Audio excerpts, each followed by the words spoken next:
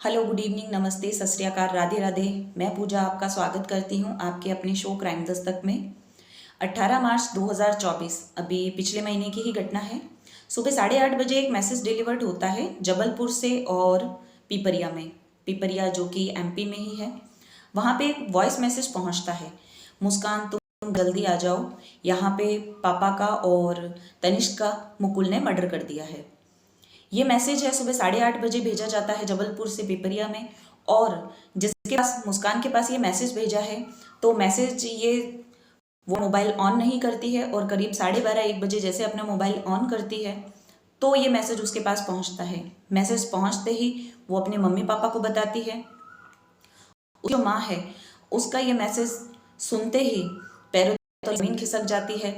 अभी उसकी भाभी को गए गुजरे 1 साल भी नहीं हुआ और उसके बाद ये मैसेज आ जाता है। उसकी जो भतीजी है वो उसे मैसेज करके भेज रही हैं कि उसके भाई और भतीजे का डेथ चुकी है, यानी कि उनको किसी ने मार दिया है। अब वो इतना सुनते ही उसके पैरों तले ज़मीन खिसक जाती है। वो बिल्कुल अपना नियंत्रण खो देती है और बहुत ही अनियंत्रित होके बेहोश होके गिर जाती है।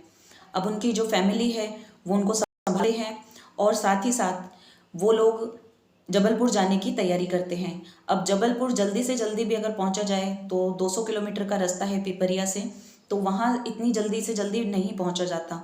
वो लोग जाने की तैयारी करते हैं, लेकिन सबसे पहले जबलपुर में ही रहने वाले अपने रिश्तेदारों को इन्फॉर्म करते हैं।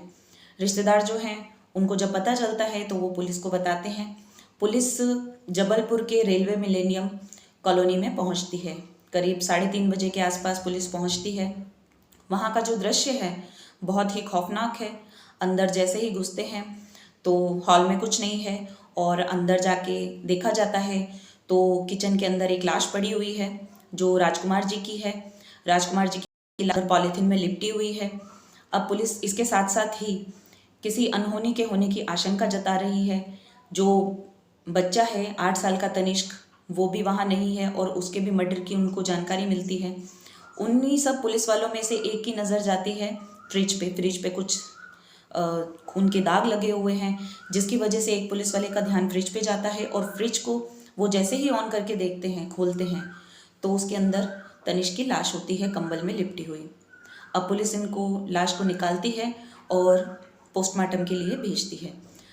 उनकी जो लाश है, जो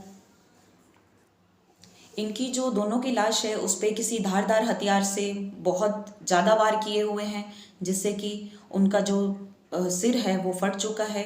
और जो बच्चा है तनिष्क, उसके भी काफ़ी सारे धारदार हथियार से वार किए गए हैं और उसकी बॉडी को लपेट के फ्रिज में रख दिया जाता है। पुलिस अभी इनकी पोस्टमार्टम के लिए इन्हें हॉस्पिटल भेज देती है और साथ ही साथ इस चीज़ की भी इंक्वायरी करने के लिए वो अपनी आगे की कार्रवाई स्टार्ट करती है कि जो काव्या है, जो राजकुमार जी की बेटी है जिसने ये मैसेज किया था 16 साल की, वो कहाँ है। उसी ने सुबह 8:30 बजे वॉइस मैसेज भेजा था अपनी बुआ की लड़की मुस्कान को। अब वो यहाँ पे नहीं है, तो हो सकता है कि उसके साथ भी किसी अनहोनी के होने की आशंका पुलिस को लगती है। अब पुलिस आगे की कार्रवाई में जुट जाती है। आसपास के जो भी कॉलोनी के हैं उनकी सीसीटीवी फुटेज खंगालती है और साथ ही साथ ये जो मुकुल नाम का व्यक्ति है इसके बारे में भी तहकीकात करती है। पुलिस जैसे ही तहकीकात करती है, आसपास के लोगों से पूछती है कि मुकुल कौन है, तो लोग बताते हैं कि मुकुल जो है वो करीब 5-6 महीने पहले ही जेल गया था। उस टाइम राजकुमार जी की जो बेटी है काव्या, उसको वो घर से भगा के लेके गया था। दोनों नाबालिग थे तो दोनों भोपाल भाग गए थे। राजकुमार जी ने पुलिस में इंफॉर्मेशन दी थी और एफआईआर दर्ज कराई थी मुकुल के खिलाफ और पोस्को का एक्ट लगा था। साथ ही साथ काव्या को घर लेके आ गए थे और जो मुकुल है उसको जेल भेज दिया था। मुकुल के ऊपर 2 आरोप लगे थे, एक तो नाबालिग को घर से भगाने और दूसरा उसके ऊपर रेप करने के लिए। ये उसके ऊपर केस थे। उसके बाद उसे भेज दिया जाता है जेल। तो इतने लोगों को सिर्फ इतना ही पता है। अब जो सीसीटीवी फुटेज है, सीसीटीवी फुटेज में पुलिस गौर से देखती है तो उसमें पता चलता है कि करीब 12:20 के आसपास जो मुकुल है वो वहाँ से अपनी कॉलोनी से एक्टिवा लेके निकल रहा है। घर के बाहर से ही, रेलवे मिलेनियम कॉलोनी के बाहर से ही एक्टिवा लेके निकल रहा है और उसके 2 मिनट के बाद ही पीछे से काव्या भागती हुई आ जाती है और रोड क्रॉस करके उसके साथ बैठ के स्कूटी पे चली जाती है। दोनों जने स्कूटी पे बैठ के और आगे निकल जाते हैं।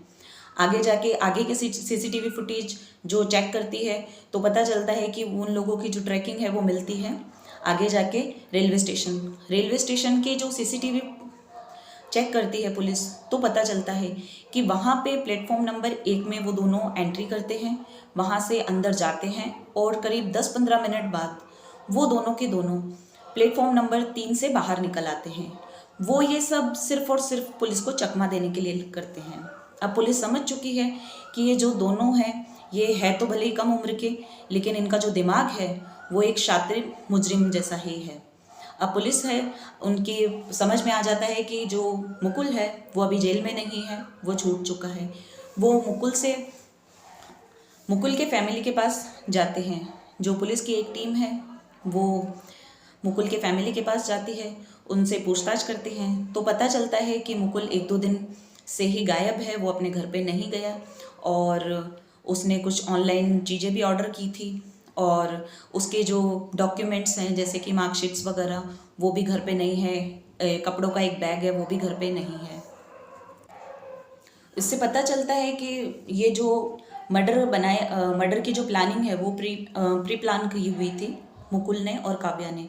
काव्या जो है वो इसका पूरा साथ दे रही है, जैसे कि सीसीटीवी फुटेज में पता चल रहा है दोनों एक दूसरे के साथ भाग रहे हैं और एक्टिवा जैसे ही स्टार्ट करता है मुकुल तो काव्या उस पर बैठ जाती है। दोनों रेलवे स्टेशन में एक साथ एंट्री करते हैं, रेलवे स्टेशन से बाहर निकलते हैं तो भी एंट्री एक साथ रहती है। और इसी के साथ साथ जब वो वहाँ से निकल के और बस स्टैंड की तरफ जाते हैं तो रोड पे भी उन दोनों के फुटेज मिले हैं। उस दोनों में भी दोनों एक दूसरे का हाथ पकड़े हुए एक साथ जा रहे हैं और वो वहाँ जबलपुर से बैठते हैं कटनी के लिए। कटनी वहाँ से करीब 90 किलोमीटर है। 90 किलोमीटर का एरिया जो है वो एरिया पार करने के लिए करीब 7-8 बार अलग अलग बसें और कैब्स वगैरह चेंज करते हैं। दोनों इतने शातिर हैं, इतने तेज़ हैं जिसकी कोई हद नहीं है। मुकुल के जो घर वाले हैं उनको ज़्यादा मुकुल के बारे में अब कुछ नहीं पता है। मुकुल के जो माता पिता है और उसका भाई है वो भी यही बताता है कि जब से वो जेल से छूट के आया है उसका व्यवहार घर वालों के प्रति अच्छा नहीं है, छोटी छोटी बातों पे चिढ़ जाता है और मोबाइल पे सारा दिन बैठ के टॉलीवुड की मूवीज़, थ्रिलर्स मूवीज़ वगैरह देखता रहता है। बस उसके फैमिली को इतना ही पता है और कुछ नहीं जानते हैं। जो पुलिस है उनके पास सिर्फ और सिर्फ एक ही चांस है, वो है सारे सीसीटीवी फुटेज। अब वो सीसीटीवी फुटेज के जरिए ही सारी कार्रवाई और इस सारी कड़ियों को जोड़ रहे हैं। पुलिस वाले हैं उनके पास एक और सीसीटीवी फुटेज मिलता है जो उसी दिन का है जिस दिन की घटना है। रेलवे कॉलोनी का ही है जहाँ पे काव्या का घर है।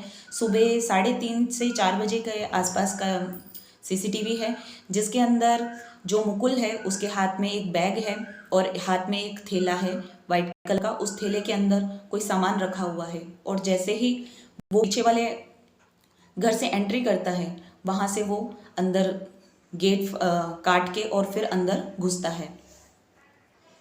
वो पीछे वाले गेट से अंदर घुसा है। ये जो सारी फुटेज है, ये जो सारी चीज़ें हैं ये फुटेज में रिकॉर्ड्स हो गई है।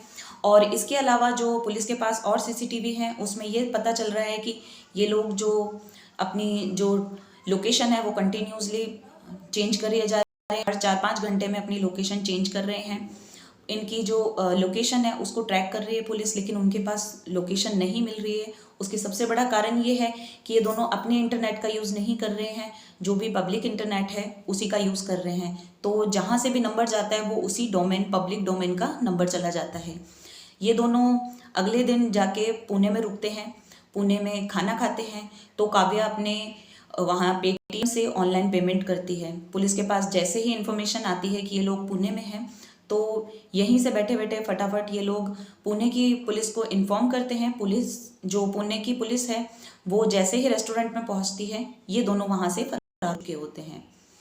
तो पुलिस अब बहुत परेशान हो गई। सीबीआई और स्पेशल 5 राज्यों की टीमें और इसके अलावा 3 अलग अलग टीमें और गठित करती है पुलिस ताकि इन दोनों को पकड़ा जा सके।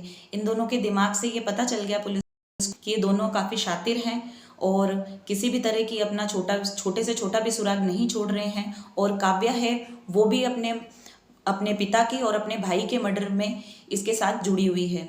जैसे ही वो आगे के बढ़े हैं सिर्फ 10-15 दिनों के अंदर ये दोनों जो हैं जबलपुर से कटनी, कटनी से पहुंचते हैं कटनी से पुणे, पुणे से विशाखापट्टनम, विशाखापट्टनम से गोवा, गोवा से बॉम्बे और बॉम्बे से फिर ये पहुंचते हैं कर्नाटका। ये अपनी लोकेशन हर 5-6 घंटे में कंटिन्यूसली चेंज करते रहते हैं जिससे पुलिस को चकमा दिया जा सके। और अभी भी ये दोनों फरार हैं, किसी भी तरह की कोई इन्फॉर्मेशन नहीं है। पुलिस ने इनके नंबर्स ट्रैकिंग के लिए डाले हुए हैं, लेकिन ये इतने शातिर हैं कि अपने नंबर को कंटिन्यूसली हर बार चेंज करते रहते हैं और पुलिस के पास अभी किसी भी तरह की इनकी इन्फॉर्मेशन नहीं मिल रही है। अभी जो इनकी जानकारी है, अब पुलिस जो है वो इसी चीज़ को दायरे में रख के कार्रवाई कर रही है। पुलिस के पास है, उनके पास एक ही सबूत है जो ये मुकुल है। मुकुल ने आवेश में आके इनकी हत्या की है। पोस्टमार्टम का जो रिपोर्ट आती है उसमें भी पता चलता है कि जो हत्या है वो बहुत निर्ममता से की गई है, किसी धारदार हथियार से की गई है। और जो बच्चे की हत्या है, जो तनिष्क की हत्या है, उसकी हत्या दम घुटने की वजह से हुई है। यानी कि उसको जब फ्रिज में रखा गया, उसको मार पीट के रखा गया तो उस टाइम वो जिंदा ही था, और फ्रिज में जब उसको बंद कर दिया गया तो उसका दम घुट गया और उसी की अंदर डेथ हो गई। अब मामला ये निकलता है कि अगर इन सब चीज़ों में काव्या जुड़ी हुई है तो काव्या ने सुबह 8:30 बजे ये मैसेज क्यों किया। पहला सवाल तो ये निकलता है कि अगर काव्या इन सब चीज़ों में इन्वॉल्व है मुकुल के साथ, तो वो मुकुल को डायरेक्ट फ्रंट गेट से, आगे के गेट से अंदर ले सकती थी। मुकुल को पीछे का गेट तोड़ के, पीछे का गेट गैस कटर से काट के और अंदर आने की क्या ज़रूरत थी। दूसरा प्रश्न ये उठता है कि अगर जो मुकुल है, मुकुल और काव्या एक दूसरे के साथ मिले हुए हैं, तो काव्या ने सुबह सुबह 8:30 बजे वॉइस मैसेज क्यों भेजा अपनी बुआ की लड़की मुस्कान को कि मुस्कान जल्दी तुम घर आ जाओ, यहाँ पे पापा की और तनिष्क की मुकुल ने हत्या कर दी है। वो मुकुल का साफ नाम ले रही है, तो कहीं ऐसा तो नहीं कि मुकुल उसको किसी चीज़ के लिए प्रेशराइज्ड कर रहा हो, या फिर वो मैसेज उसने उससे छुप के किया हो। या फिर तीसरा प्रश्न ये भी उठता है कि हो सकता है ये जो है ये इनके किसी प्लान का एक हिस्सा हो। तो ये जो अभी मर्डर मिस्ट्री है, ये इसका खुलासा ये तो हो चुका है कि इसके जो मर्डर है वो मुकुल ने की। इस मर्डर मिस्ट्री का प्लान ये जो है उसका ये तो पता चल चुका है, जो मर्डर है वो मुकुल ने किया है, लेकिन इसमें काव्या ने कितना साथ दिया है उसकी तहकीकात अभी की जा रही है। और इन सब चीज़ों का खुलासा तभी होगा जब काव्या से पूछताछ की जाएगी, और काव्या जो है वो अभी फरार है। काव्या से किसी भी तरह की बातचीत नहीं हो पा रही है, ना ही काव्या पुलिस के सामने आई है, और वो कंटिन्यूसली मुकुल के साथ भागे जा रही है। इन दोनों के पीछे जो कारण है वो सब लोग और जो पुलिस है वो यही अंदाज़ा लगा रही है कि जो काव्या है और जो मुकुल है, इन दोनों का प्रेम प्रसंग चल रहा था। इन दोनों के एक दूसरे के साथ रिलेशनशिप थे। दोनों ने घर से भागने की कोशिश की और भाग के ये लोग भोपाल चले गए थे। भोपाल से जब राजकुमार जी को पता चला काव्या के पिता को, तो उन्होंने पॉस्को एक्ट मुकुल के ऊपर लगाया और उसे जेल भेज दिया। तो हो सकता है मुकुल ने जो ये सारा किया है वो उससे बदला लेने के लिए किया है, और साथ ही साथ वो अपनी प्रेमिका को भी हासिल करना चाहता था। उसके जो पिता थे वो उस चीज़ में दीवार बन रहे थे, तो भाई और पिता को उसने ख़त्म करके काव्या को अपने साथ कर लिया। अब आगे की जो जानकारी है वो तो इन दोनों के जब मिलेंगे पुलिस को तभी पता चलेगी। तो आगे की जो मर्डर मिस्ट्री है वो तब सॉल्व होगी। अभी तो ये सिर्फ इतना ही है हमारे पास कि जो मर्डर है ये मुकुल ने किया है, और इसके साथ जो साथ दिया है वो काव्या ने दिया है। लेकिन काव्या ने इसका साथ दिया है, लेकिन उसके पीछे जो उसने मैसेजेस भेजे थे अपनी बहन को, अपनी कज़न को, वो क्यों भेजे थे? वो किसी दबाव में आके भेजे थे, या फिर ये इनके प्लान का ही कोई हिस्सा है? तो ये मर्डर मिस्ट्री आगे सॉल्व होगी। आज तक के लिए सिर्फ इतना ही। जय हिंद, जय भारत।